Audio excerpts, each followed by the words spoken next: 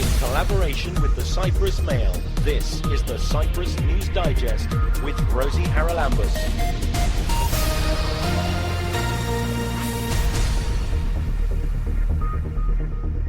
Coming up on the programme this week, as forest fires ravage the Amazon rainforest and blaze across Central Africa, we'll talk about a citizens' initiative here in Cyprus to plant 800,000 trees across the island. It all started with 1 tree per person in Nicosia. That would be 300,000 trees. But since then, the idea has taken off in other towns and cities. It's a symbolic number, and it's reflecting the number of residents in Nicosia. So we thought that if each one of us plants only 1 tree, we will reach the goal of 300,000 trees in Nicosia. We're going to talk this week, and it seems apposite considering what's happening to the Amazon rainforest in Brazil and to the global impact of climate change. We're talking this week to someone who's part of an initiative that started a few weeks ago called 300,000 Trees in Nicosia. And Evie Eftichiou is going to tell us what's on the agenda. Evie, who came up with the idea, first of all? Actually, the initiator was Nikos Philippou. It started a couple of weeks ago, 3 weeks ago, from a spontaneous post on Facebook that we should have as an objective to plant 300,000 trees in Nicosia. So first, let's say, why 300,000? It's a symbolic number. Everybody's asking about why this number. It's a symbolic number, and it's reflecting the number of residents in Nicosia. So we thought that if each one of us plants only 1 tree, we will reach the goal of 300,000 trees in Nicosia. So it's so easy to reach the goal. Although it might seem impossible, and many people have contacted us and saying, is this a real number? Is this a real figure? Well, it is a real figure because it is so feasible. The sum of the parts. Yes. If we are not successful in planting 300,000 trees in fall 2019, the project will not stop. I mean, the tree planting process, it's an ongoing process, and we will continue with the efforts of the initiative. Now, first of all, you had a meeting. Yes. And a lot of people attended, more, I think, than you expected. What suggestions did they come up with? Because, I mean, I've got loads of suggestions about where the trees should be planted. Mm-hmm. Who is going to look after them? That's of major importance, because you can't just plant a tree and walk away. You've got to nurture it until it's established. Yeah. So tell us about that meeting, the sort of people who came and what they suggested. Well, first of all, we were really amazed by the number of people who showed up. We were very happy with this turnout of people. More than 80 people showed up. We were expecting 20, more or less. But we were very happy with the turnout of people. And all of them, I think we were especially happier because the kind of people who showed up, they were all really passionate and deeply cared about the future of this planet. So we had the feeling at the end of the meeting that we are not alone. Yeah, because initially we were the core team, let's say, of 6-7 people, and at the end of the day, after the first public meeting, we have enriched our team with lots of expertise and people that they have joined the initiative and said, hi guys, I'm an architect, I'm a town planner, I'm a farmer, and they brought in the team a lot of expertise and knowledge in order to make this effort stronger at the end of the day. They have shared a lot of the concerns that you have raised as well in relation of where should we plant these trees, who are the relevant stakeholders that we should involve in this, is the state on board? or is this just like an initiative of active citizens that nobody will basically... Well, the Forest Department surely must be on board. They have so many saplings in their area just outside Nicosia, and if citizens are going to do the hard work of the planting and the nurturing with the proper advice, presumably that's saving them a lot of work. Yes. So are they going to come on board? Yeah. We are in the process of communicating with them. We have arranged the meeting with the director of the forestry department, and we hope that we will manage to have an earlier appointment with maybe lower rank officers at the forestry department in order to organize this properly.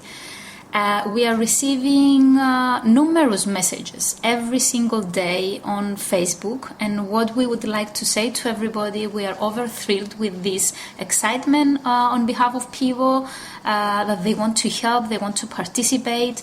We want to organize this properly and to make sure that we make maybe tiny steps, but we want to be strong enough and plan this properly in order to make sure that this effort will not fail. The other thing, of course, is what type of trees you're going to plant. Yes. Now, I talked at length after the big fire in Solea a couple of years ago to the head of the forestry department, and he was explaining about the choice of trees for reforestation, which may be different to the choice of trees if you're planting along city roads to absorb carbon dioxide, or in city squares to offer shade and perhaps not too much leaf fall. Yes, we're not intending to reinvent the wheel. Yeah, the forestry department, they already have a know-how, expertise, and they know what types of trees they are supposed to be planted, let's say in a forest area, in Drodos area, or in the city center, or as you said, on the pavement, on the sidewalk. So we have consulted them, and we have received a letter that was basically indicating the type of trees that are appropriate to be planted, let's say, on sidewalks, on the near pavements, for citizens to use, that they don't have roots that they grow on the surface in order to destroy the pavement, for example. Or a specific type of trees that they do not need a lot of water, because we need to take that into consideration as well in Cyprus. So we are following the guidelines and we tend to follow the guidelines that we will receive from the forestry department. And are they providing the trees? Do we know that yet? We did not reach that point of the discussion yet. They might provide, I'm sure that we have the impression that they have trees, but we also have in the team people that they know how to grow trees from seeds, for example, or from part of a tree. Or let's face it, if every adult citizen went to a fittorio and bought one tree, probably for less than €10, and then planted it wherever you told them was an area that was in the scheme, you'd do it no problem, wouldn't you? Yes. And that's where we need the contribution of the citizens and also of the local authorities. And also of the Fittoria. Maybe they would donate 50 trees each. Yes. And also this is maybe a good moment to open the call, let's say, an open call towards companies, legal entities or individuals that they would like to donate in this initiative, because we will need money in order to be able to fund this tree planting initiative.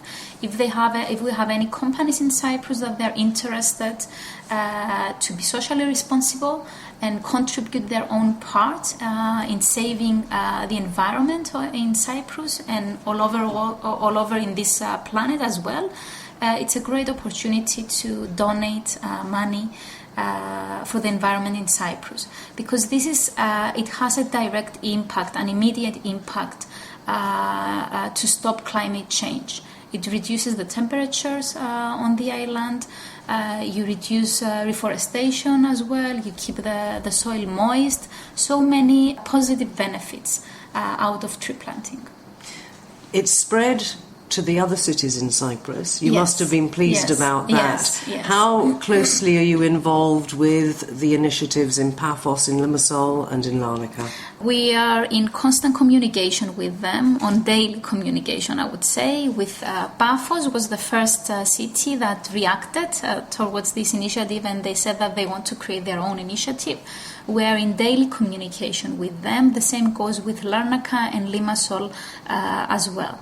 So we were thrilled with this, and this is what we were hoping at the end of the day, because we were trying to also, we had long discussions with friends from other cities in order to provoke them to step forward and be active in this initiative and take the ownership of this initiative, because this is something very important for us as well. For the communities? Yes. The ownership, we would like, this is a citizens' initiative. We don't have a legal entity. We don't want any legal entity to take the ownership of this initiative, because we are a group of active citizens that we care for the future of the environment in Cyprus and in the planet in general. And we believe that it's important for the ownership to remain in the area that the tree planting will take place. So we want the ownership to remain in Paphos, in Limassol, in Larnaca. We have took the first initiative, yes. We have figured out some things of how we will do them, and we are sharing this knowledge with the others. Not this knowledge, I wouldn't say, maybe I have phrased this wrong, these thoughts, because it's an interactive process. I mean, we exchange thoughts daily with the other cities as well. It's not a fixed know-how, and they are replicating the project. No, and the other three cities are coastal towns. Yes. So the trees they will plant Yes. will probably be different from those that would survive in Nicosia. Yes. So similarly, just like we have a subcommittee, let's say in Nicosia, that they will deal with the forestry department, the same goes in Limassol and in Paphos, in Larnaca. They will have their own committees that they will deal with the local forestry department, let's say, in their own region. What about Ayanapa? We are still hoping that they will react as well towards this, and that they will step in this effort. We have some discussions with some people in Ayanapa, in Famagusta area, and we hope that they will follow as well. I think it's a matter of time. It's a matter of days, to be honest. And what about the Turkish Cypriots? The environment belongs to us all. Yeah. I've always said that you can't have a green line. It's a bit of a misnomer, isn't it? You can't have a border, particularly on a single island, because what happens over there impacts us over here, and vice versa. I couldn't agree more with that statement. And this is something that we have discussed among us as citizens. And we truly want to be a parallel initiative in both sides. In our first meeting, we had Turkish Cypriots that they have showed up to the public meeting. We have discussed with them, and we truly believe that we cannot have any political border or ethnic border dividing nature. Yeah?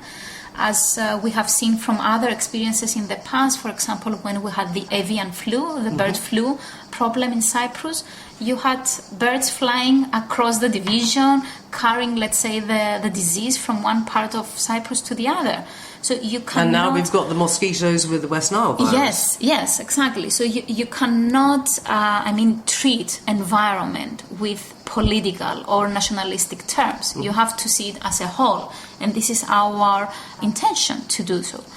Unfortunately, for logistic purposes, because we cannot deal with the, let's say, with the authorities on the other side, we need to have two initiatives that they will be working towards the same objective, the same aim. You basically need a Kyrenia initiative and a Karpas initiative or whatever. Yes.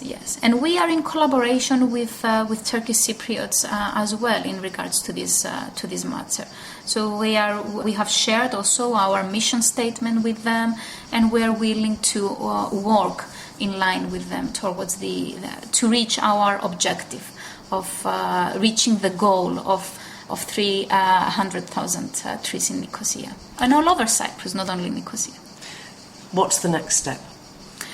The next step is to have a really hands-on approach on the tree planting events, organize the tree planting events. It's a little early for that yet, isn't it? Yes, that will be happening, I presume, in October time? Yes, October, November, and this is something that we want to share with the followers of the initiative, because everybody is so anxious and excited that they're sending messages, when is the first tree planting event, we want to participate, and so on. It's too early, as you said. It's too hot now in Cyprus, and because we want to have the necessary climate conditions in which we will have higher chances of these plants to survive, we need to make sure that we plant them at the correct timing. Yeah, the winter rains will mean that they don't need so much care and attention immediately anyway. It'll only be next year when things warm up again that people are going to have to start watering. Yes. So you're going to start planting in around October. I presume you'll have by then certain areas that you're going to say, we need a team of X number of people in this area. How are you going to allocate, if you like, people to the team so that it is organised and it's not just people going out anywhere and planting something? We're planning to do this online. We will create like an online form that each one who is interested to join, to contribute, they will be able to log in online and register their interest, what they would like to contribute, how they will contribute, if they want to participate in tree planting, in which area are they interested. Do they have their own tools to dig the holes? I mean, these are the other sorts of things that you don't think about. Yeah, actually we had this discussion with we had some companies approaching us that they are willing to use their machinery in order to dig the holes and all this, but that will be, we will follow the instructions of the forestry department. We have companies and we have volunteers, but we need to always make sure that we follow the guidelines of the forestry department. They have the know-how, and we do not intend to do anything, outside of their know-how.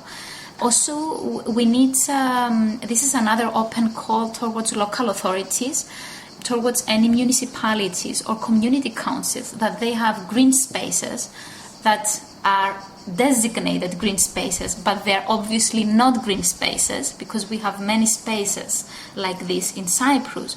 We would like them to approach us in order to include these designated green spaces in our programs, in our schedule for tree planting. So that they can actually have some trees in these green spaces. So many of them don't. Yes. You'll need other things though, like stakes that you tie the saplings to so that they don't get destroyed in strong winds and so on and so forth. Yes. Again, are you relying on the forestry department or private companies for those sort of contributions? We are relying actually on the funds of private companies for fundraising. We know that this is a difficult period in Cyprus, financially speaking, and maybe we don't want to have this initiative stopped at the excuse that we do not have the funds for it. That's why we have created a fundraising team, a group of people that they will go out there in the following days. They're already out there, actually. And we were really happy by the fact that companies have already contacted us, saying that we want to donate, let's say, in this. But we have a team of people that is their responsibility to fundraise in the following days. And maybe we will have different schemes. For example, a company might donate an amount of money and they will have a green space under, let's say, their responsibility, financially speaking. And maybe, practically speaking, maybe their employees will be willing to actually go water the plants, CSR. take care of the plants as a group bonding activity as well, as part of their CSR, as you said. Now, one of the things we haven't mentioned, but I think it would be very interesting and important, is the Education Ministry and planting trees in and around our schools, because if the children are involved with the planting, the caring for, it will, as I'm sure the whole initiative is aimed at, raise awareness about how we can contribute positively to our environment. What does the Education Ministry say? Thank you for bringing this up. I think for me this is the most important because we need to educate children. We need to educate the future generations, and at the end of the day we are all doing this for the future generations, not for ourselves, because these are the people that they will suffer the consequences of our actions if we don't act today. So it is important to raise awareness, it is important to educate them that they need to keep up with this work, they need to continue taking care of the environment, they need to continue with the tree planting initiative, because it's not a one thing and it's over. I mean, it's an ongoing process. So we also have another group of people involved in the initiative, one for the universities and another one for schools. We have many academics involved in the university group and many teachers involved in the school team. And their responsibility is to involve schools on, let's say, high schools, primary schools, even nursery schools. We had nursery schools that they have contacted us that they want to get involved their children in the tree planting. So yes, schools, children, young adults are an essential part of this initiative. We need them. Have you approached the Education Ministry? Not yet. We didn't approach them officially. We hope that the responsible group will do that in the following days in order to have, let's say, maybe a newsletter, the information to flow in all the schools in Cyprus in order to get involved. And then we should say that an awful lot of people here live in apartments. Mm-hmm. But there's nothing, is there, to stop you putting, if not a tree, a very large bush or three on your balcony. Mm-hmm. And that again is going to help clear the pollution in the air and give off whatever plants give off that makes us healthier. Mm-hmm. That's our plan exactly. We want to give the power and the knowledge to the citizens. So we are planning in the following days to organize, for example, seminars on how to make greener, for example, your balcony, how to plant trees, let's say, in your garden. We have many people in Cyprus that they have the space, but they don't have the know-how. So we are planning to organize some seminars from the people that we have already as members, as part of the initiative. They are farmers, they are organic farmers, they have the know-how. So they will give seminars on permaculture, for example, and many other techniques that each one of them is using. Yeah. So we have many different techniques, and we hope that we will create these seminars and people will attend and they will start planting in their own areas, because at the end of the day, this is what we need. I mean, we don't have to wait for organized efforts to take place, organized tree planting events. Each one of us can decide and take the decision today, not to literally plant today because it's too hot, but at the appropriate time take the decision and, let's say, put our little stone in building a better environment in Cyprus. So if we all contribute, I think we will have a much better result in less time. And of course, Christmas is coming up, and there is a tendency these days, I think, to try and steer away from the consumerism of the past. Mm-hmm. You see a lot of posts on social media that it's my birthday and I would like you to contribute to such and such.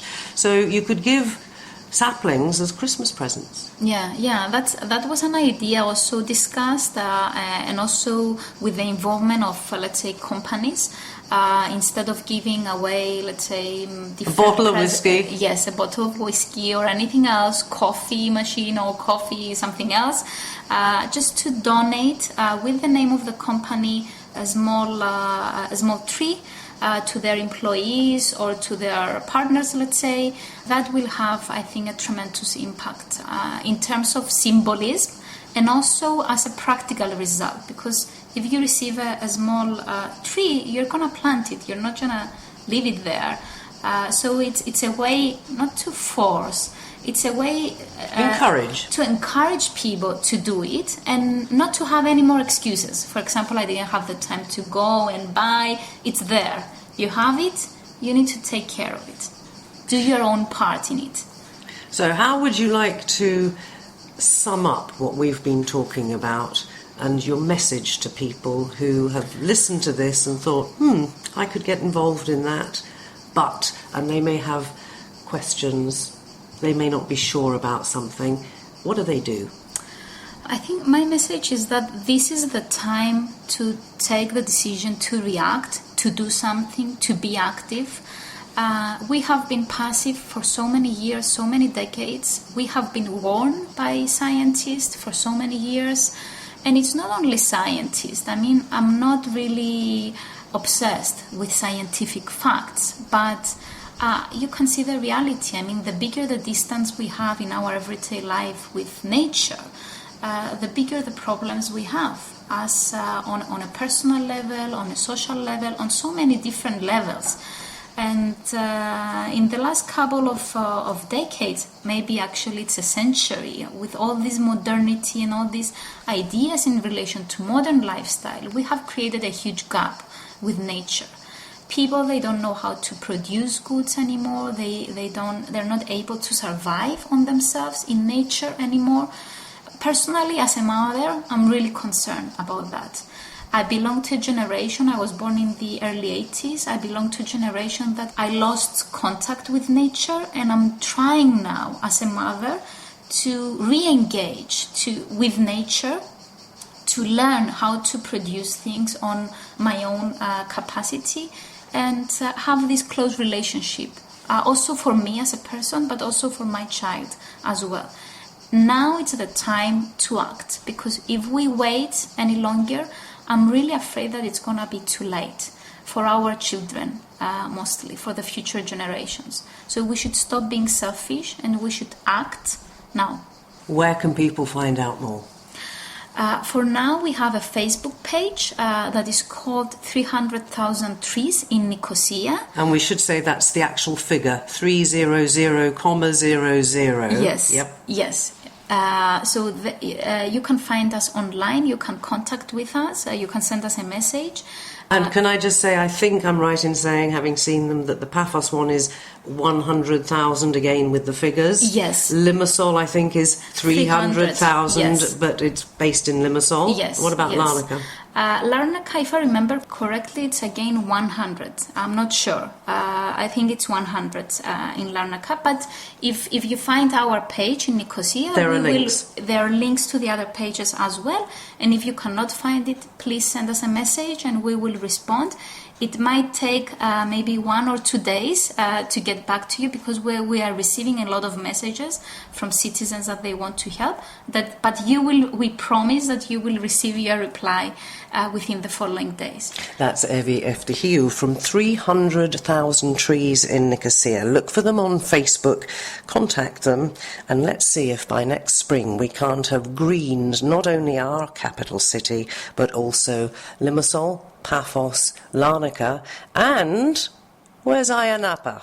We're waiting for their response. Keep up to date with events in Cyprus and around the world with the Cyprus News Digest.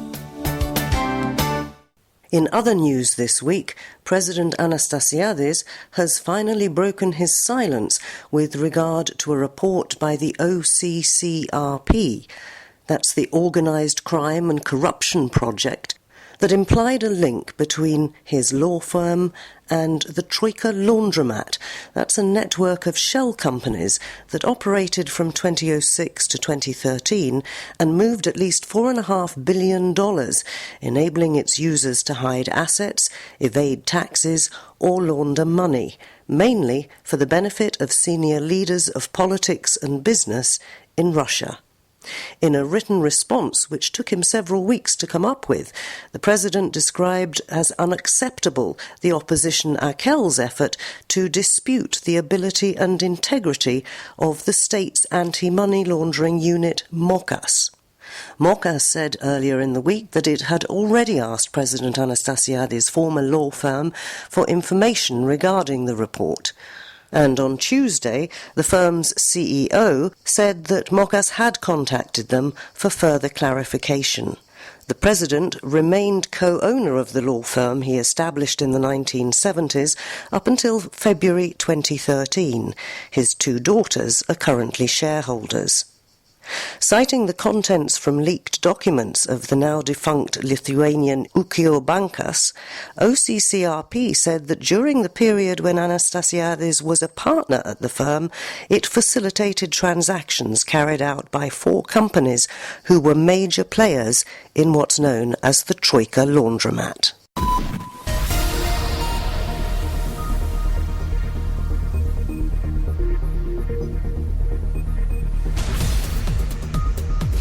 Well, that about wraps up this edition of the Cyprus News Digest. Many thanks for your company. Hope you'll join me next week. Till we meet again, take care and God bless. Bye-bye now.